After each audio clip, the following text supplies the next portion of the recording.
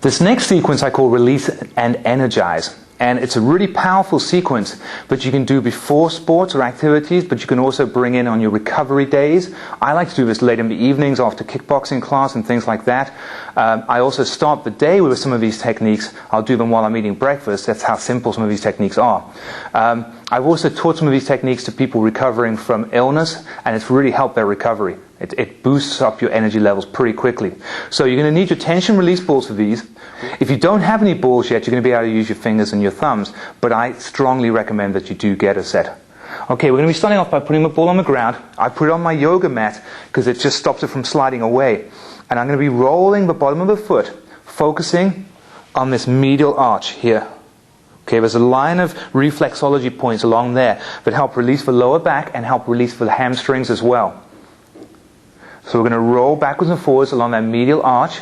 If you find a tender point, particularly in the middle, you're going to work harder into that. If it hurts, work into it a little bit harder, but bring your breathing in to help let that tension go. Okay, now you've rolled the medial arch, you're going to circle clockwise. So circle the foot clockwise on the ball, right in the middle of the foot here.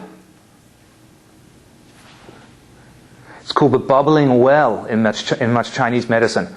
The bubbling well is where a lot of our energy and vitality comes from. But you'll find when you stimulate the bubbling well, you also release a lot of muscle tension. Good. Now you're going to try and grip the ball with your foot. So you're going to fold your toes over it, fold your heel over it, and try and get both on the ground and grip it tight, pushing down into the ground.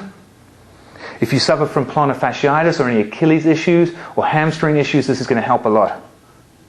Great. Let's change feet now. So we're going to start off by rolling that inner arch, that medial arch.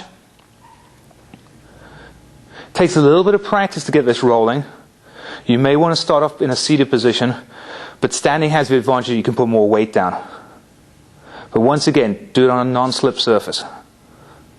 Okay, that middle spot here, work into that really hard. Good. Now we're going to circle clockwise. The bubbling well.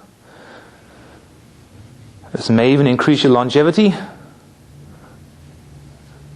Excellent. Now we're going to grip the ball with the foot, try and get the toes down and the heel down.